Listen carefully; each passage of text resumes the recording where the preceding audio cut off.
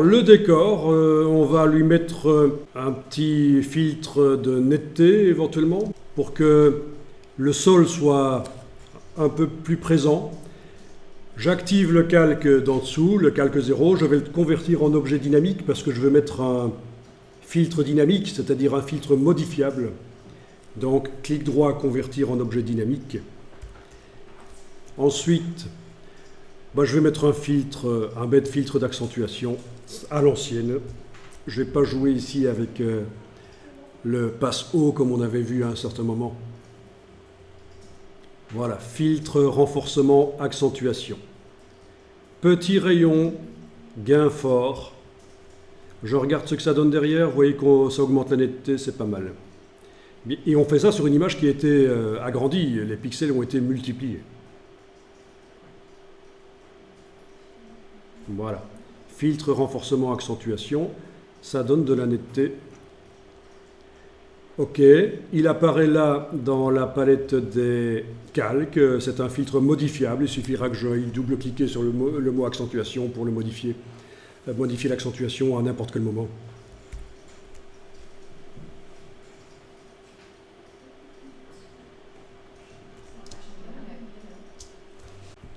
Alors, qu'est-ce qu'on obtient? On obtient un sol qui est net, bien.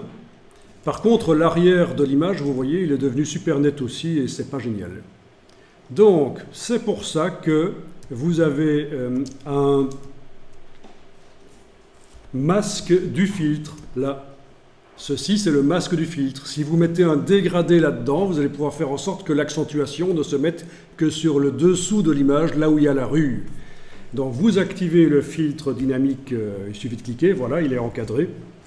Vous prenez l'outil dégradé. On a déjà du noir et du blanc dans les cases ici, c'est très bien. Dégradé quoi? Dégradé linéaire, c'est la première case ici. La première manière d'appliquer le dégradé, c'est là, linéaire. Voilà, je trace de haut en bas en enfonçant la touche majuscule. De bas en haut ou de haut en bas, ça dépend. Dans ce cas-ci, c'est plutôt de bas en haut. Résultat, voilà un dégradé qui arrive là dans le masque. Pas besoin d'annuler si vous voulez faire un deuxième dégradé, vous retracez dessus puisqu'il est en mode normal 100% le dégradé que vous amenez, il recouvre le précédent. En tout cas, voilà, ça a fonctionné. Bon, je vous montre. Si je désactive ce masque avec la touche majuscule, on voit que l'arrière devient pourri, trop accentué. Donc ça sert. En plus, c'est logique que l'arrière soit un peu flou. Alors la question qu'on me pose souvent, c'est est-il possible de mettre plusieurs filtres sur un objet dynamique? La réponse est oui. Et la question qu'on me pose aussi après, c'est est-il possible d'avoir plusieurs masques pour chacun des filtres? La réponse est non. Il y a un seul masque de filtre pour tous les filtres que vous ajoutez. Mais il y a des astuces. Si vous mettez cet objet dynamique dans un autre, vous allez pouvoir mettre un filtre sur le super objet dynamique qui contient tout, et vous aurez un masque comme vous voulez. On ne va pas le faire ici, ça compliquerait un peu les choses. C'est une initiation au photomontage. Alors on va mettre la netteté sur les chevaux parce que depuis qu'on a mis la netteté sur le sol, ils me paraissent un peu flous, ces chevaux. Je vous rappelle que si le masque de fusion n'était pas bon, on pourrait encore le retravailler. Il est toujours là, le masque de fusion des chevaux. Mais ça, c'est après, quand on a tout fini, qu'on va les retravailler ça éventuellement. Alors, voilà, ça c'est le cheval de droite chez moi. J'active, je clique sur l'objet dynamique. On a déjà une déformation de la marionnette et on va tester de mettre une accentuation de détail dessus. Donc, dans la palette des calques, j'ouvre le groupe, je clique sur l'objet dynamique du cheval et je vais dans Filtre, Renforcement, Accentuation. Alors, ouais, si vous mettez un petit rayon et un fort gain, vous avez beaucoup de détails qui ressortent sur le cheval, avec toutes les veines, etc. Ouais. Mais en fait, ce que je vais faire ici, c'est ceci. un petit gain et un fort rayon. Parce que j'utilise de manière détournée le filtre accentuation, qui normalement s'utilise avec un petit rayon et un fort gain, mais si je fais l'inverse, voilà ce qui se passe, ça donne du contraste. Ça modèle vraiment la bestiole, et ça peut être intéressant. Essayez ça, de mettre un faible gain et un fort rayon. Le seuil, vous le laissez toujours à 0, c'est pourri en fait comme technique, hein, ça ne marche pas bien. Voilà. Même chose sur l'autre cheval, tant qu'on y est. Alors. Oui, ça marche. Regardez ça. L'autre cheval, je viens d'ouvrir le groupe de l'autre cheval. Si je prends, avec la touche Alt, le filtre accentuation que j'ai mis sur le cheval de droite ici, je prends avec la touche Alt et je déplace sur l'objet dynamique du cheval de gauche. Le cheval de gauche reçoit une copie du filtre accentuation. Donc les effets spéciaux peuvent se transférer comme ça d'un calque à l'autre en déplaçant avec la touche Alt pour faire une copie. Si on n'enfonce pas la touche Alt, ça déplace l'effet spécial. Comme je vous montre ici, je viens d'annuler, je déplace, voilà. Une fois, c'est le cheval de gauche qui sera accentué. Si je déplace sur le cheval de droite, c'est le cheval de droite qui est accentué. Ça, c'est sans enfoncer la touche Alt, ça fait que déplacer l'effet.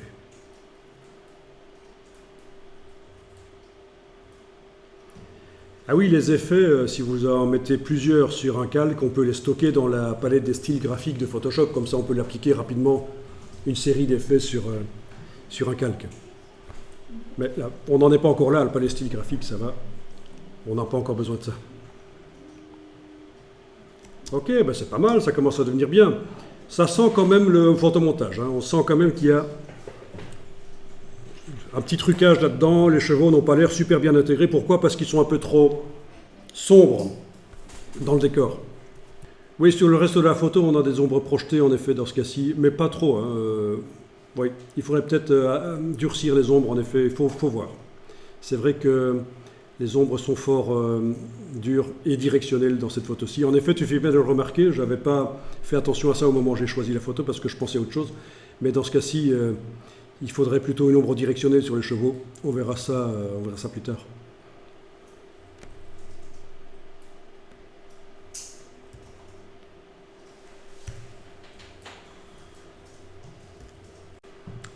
Ok, je ferme les groupes. Alors, on va grouper les groupes. Vous allez activer les deux groupes, clic, majuscule, clic. Oui, on pourrait même les renommer, au fait. Hein. C'est pas interdit.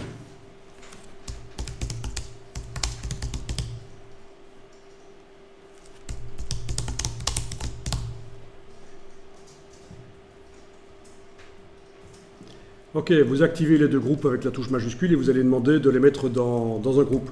Tout à l'heure, on est allé dans le menu de la palette des calques, on a demandé nouveau groupe d'après des calques. Si vous enfoncez cette icône-là avec la touche Alt, oui, ça vous met directement la boîte, en effet. Et avec la touche majuscule, ça vous le fait directement sur la boîte. D'accord? Donc cette icône-là, là, enfoncée avec la touche Alt, fait apparaître la boîte nouveau groupe d'après des calques. Et bien avec la touche majuscule, ça vous met directement les groupes dans un nouveau groupe, un espèce de super groupe. Quoi.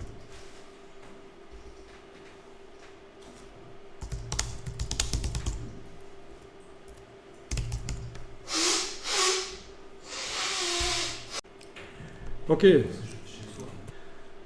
Alors voilà, vous allez activer dans le groupe, là, vous activez le cheval qui est au-dessus, hein, celui-là. Et on va mettre un calque de réglage. Au-dessus de ces deux sous-groupes, on va mettre un calque de réglage. Vous pouvez aller le chercher ici dans la palette des calques si vous voulez. Alors quoi comme réglage? Le réglage des pros, le réglage des courbes. Voilà. on a un réglage de courbe qui apparaît là, au-dessus des 2 chevaux. Dans le groupe les 2 chevaux, j'ai un calque de réglage qui apparaît là, au-dessus. Et avec ça, je vais modifier le contraste et la luminosité des 2 chevaux. Donc le but ici est de faire un photomontage qui a l'air un peu plus réaliste grâce à la lumière et aussi d'influencer le résultat au niveau ambiance lumineuse. Ça doit s'appliquer juste aux chevaux. Donc tu as l'impression que ça s'applique à toute image. Si je mets un point, 2 points là, et que je bouge. Eh bien oui, tu as raison, ça s'applique à toute l'image. Ah ah! Alors, face à ce problème, certaines personnes vont dire « Oui, il faut mettre un masque de fusion sur le groupe ou sur le calque de réglage. » Que nenni! Que nenni! L'astuce, si vous voulez qu'un calque de réglage n'agisse que sur ce qui est contenu dans le groupe, il faut faire passer le groupe du mode normal au mode transfert. Stop, arrêtez, regardez, open your eyes, ouvre tes ouilles. L'erreur, après que j'ai dit cette phrase en général, il faut faire passer le groupe du mode normal au mode transfert. L'erreur, c'est que on saute là et on va mettre le mode transfert. Mais non, parce que pour l'instant, ce qui est activé, ce n'est pas le groupe, c'est le calque de réglage. Donc j'active d'abord le groupe, puis c'est plutôt l'inverse, excusez-moi, il faut passer du mode transfert au mode normal. Et voilà. Nous avons donc maintenant un calque de réglage qui n'agit que sur le contenu du groupe. Allez-y.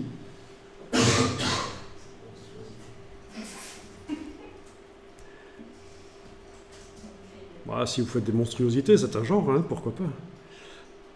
Donc c'est le contraste, on règle le contraste. Et dans ce cas-ci, je trouve qu'en baissant le contraste avec une courbe un peu en forme de S inversée, comme ça, je trouve qu'on retrouve une belle texture de cheval comme ça. Donc on a l'accentuation des détails qui s'est mise évidemment sur les objets dynamiques, on a fait ça tout à l'heure, avec un faible gain et un fort rayon. Et en plus là, on a les chevaux qui m'ont l'air vraiment très bien. Alors si je comparais le cheval original avec...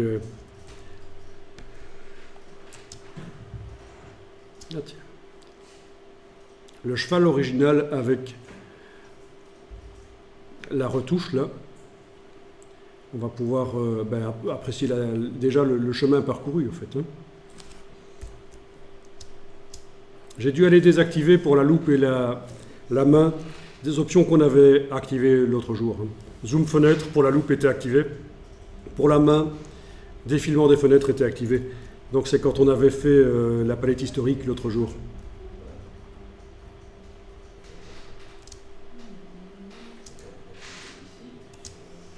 Bon, c'est pas mal ça. Franchement, si on compare les 2 photos, il avait l'œil quand même pas mal étiré là. Ça fait peur. Si on compare les 2 photos, franchement, au niveau de la texture, c'est pas mal.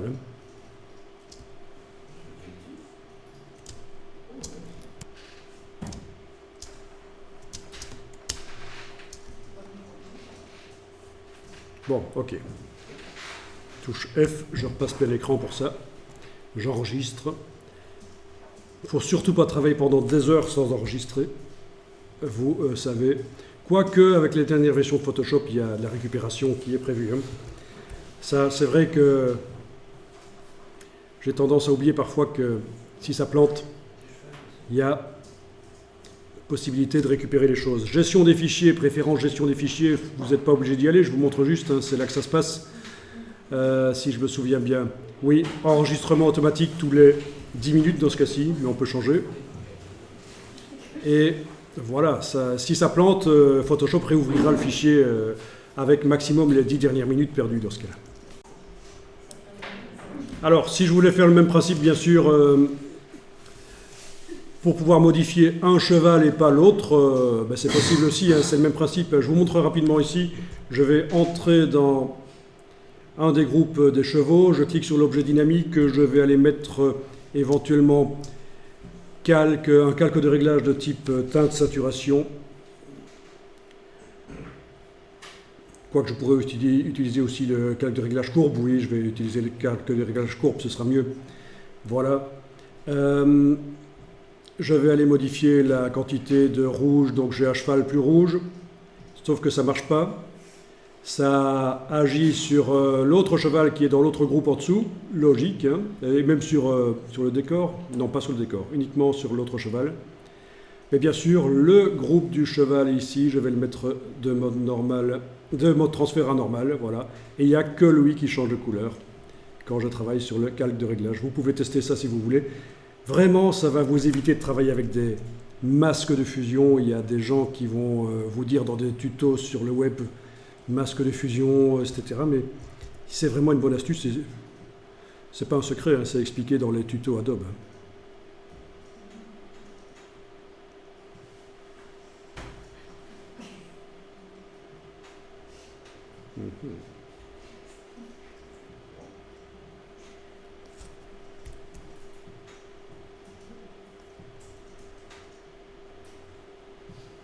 Ok, intéressant.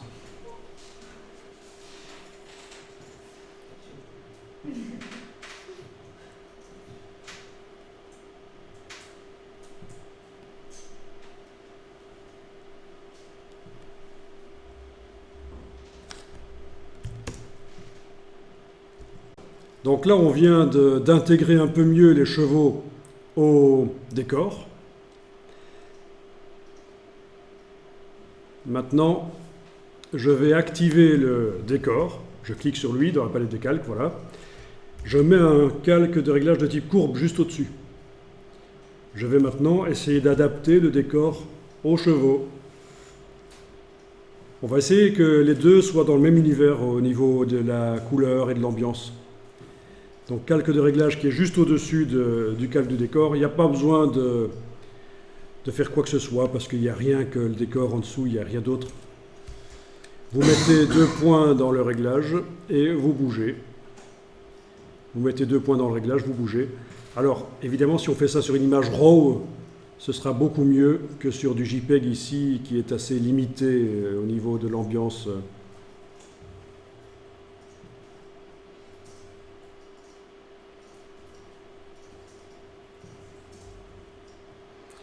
Et ça suppose que vous avez un écran calibré. On ne fait pas de la retouche sur un écran qui n'est pas calibré.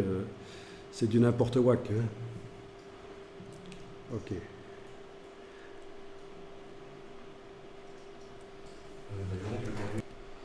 Et donc oui, un écran de portable peut être calibré aussi, tant que l'écran est bien lumineux avec des couleurs saturées, que c'est un écran pour faire de la vidéo, de la retouche photo, que c'est pas un écran de bureautique pour faire du Word ou du Excel. C'est parce qu'un mauvais écran de portable, même calibré, on ne saura pas faire grand-chose avec. Ok, les calques de réglage peuvent se cumuler, c'est-à-dire, regardez ici, vous n'êtes pas obligé de le faire. Je vais ajouter en plus du calque de réglage courbe, je vais ajouter un calque teint de saturation. Voilà. Et qu'est-ce qui m'intéresse ici? Je trouve que le ciel bleu est trop bleu. Alors un truc que vous ne connaissez peut-être pas, le calque de réglage teint de saturation vient de s'ajouter là au-dessus du décor, hein. C'est ceci, à la place de travailler de manière globale, on peut viser les bleus et je vais pouvoir désaturer uniquement les bleus dans l'image. Voilà. Ça peut être très chouette. De cibler. Alors évidemment, on peut faire du ciblage beaucoup plus précis. Si on agrandit la boîte, il y a plein de petits curseurs ici à les bouger pour mieux cibler le bleu qui nous intéresse. Mais enfin voilà, c'est juste pour vous montrer que vraiment on peut mettre plusieurs calques de réglage pour modifier le calque qui se trouve en dessous. Ah oui, il y a juste un petit problème, c'est vrai qu'il y a les drapeaux qui étaient bleus, peut-être qui sont devenus désaturés aussi. Oui. Oui, en effet. Mais bon, vous avez le masque de fusion du calque. Si du calque de saturation, on pourrait aller avec le pinceau dessiner en noir dedans et avec un pinceau rond pour bien faire, voilà. Voilà, et on peut aller récupérer le bleu du drapeau, mais ça devient manuel puisqu'on avait du bleu sur bleu, il va falloir bosser quoi.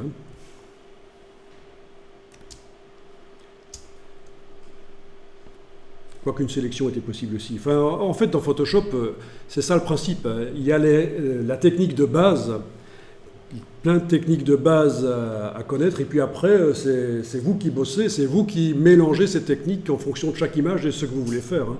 Donc à partir d'un certain moment, Photoshop, pour l'apprendre, il faut tester et mélanger par soi-même les techniques.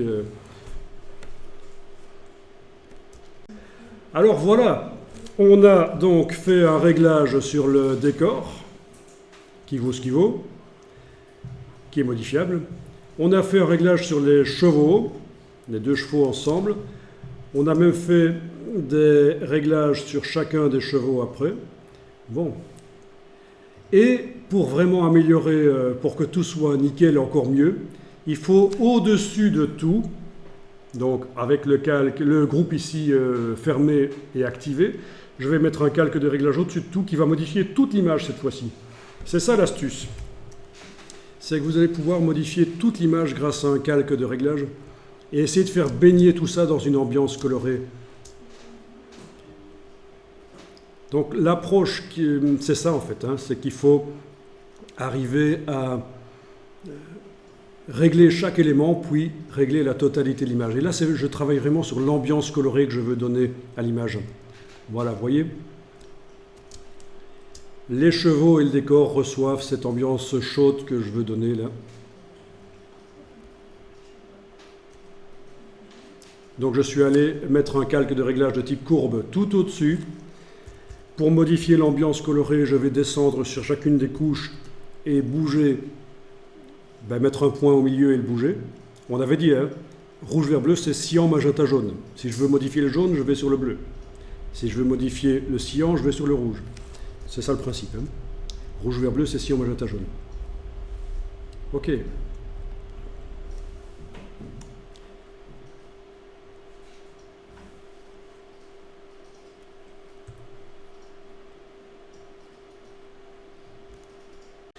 Donc je viens de mettre un calque qui modifie l'ambiance colorée, un calque de réglage courbe. Je suis descendu sur chacune des couches et j'ai bougé, on le voit ici.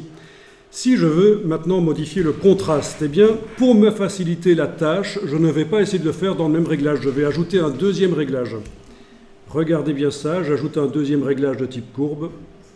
Et c'est là-dedans que je vais aller mettre 2 points pour modifier le contraste sur l'image.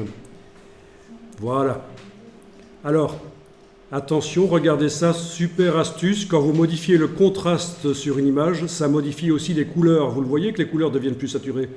Je contraste et ça devient plus saturé. Pas génial ça. Enfin, parfois ça donne bien. Alors voilà l'astuce. Si vous voulez vraiment jouer uniquement sur la luminosité avec votre réglage de courbe, il va falloir faire passer le réglage du mode normal au mode luminosité. À partir de là, et ça se voit tout de suite, quand je bouge ici, la couleur reste la même. Par contre, ça modifie le contraste. Super astuce de photographe, le calque de réglage courbe en mode luminosité. Voilà, et là je vais considérer que mon image, pour ce que je veux en faire, elle est pas mal, un peu vintage comme ça. Ça se voit toujours que c'est du trucage. Il faudrait encore aller travailler un peu sur les chevaux, peut-être un peu le bord un peu plus flou sur le bord des chevaux. C'est surtout la netteté des chevaux aussi qui trahit le fait que c'est un photomontage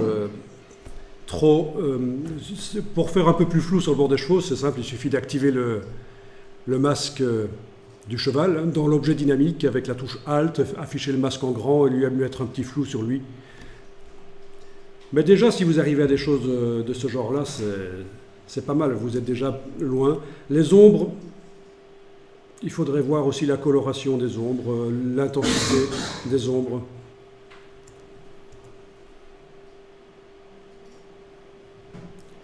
Il y a aussi le fait que les blancs du cheval sont très lumineux. Pour ça, il va falloir que je descende sur les courbes qui servent au réglage des chevaux. Et que j'aille à l'extrémité ici. Voilà, ça se voit. Baisser l'intensité des blancs. En prenant le dessus de la courbe et en le baissant comme ça baisse l'intensité des blancs. Ça va aider aussi.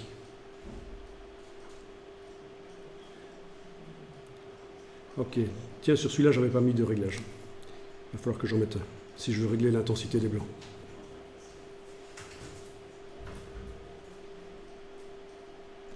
Donc ce n'est pas un tuto pour faire des chevaux dans une rue, bien sûr. C'est un tuto pour apprendre Photoshop. Avec ça, vous savez faire plein de choses. Plein de choses.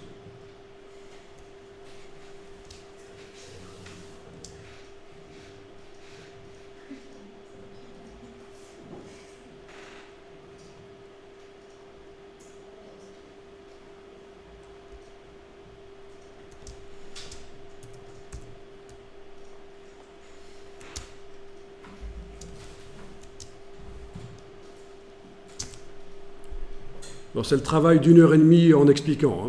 En principe, si vous le faites vous-même, ça prend 20 minutes et vous allez passer plus de temps pour que ce soit mieux.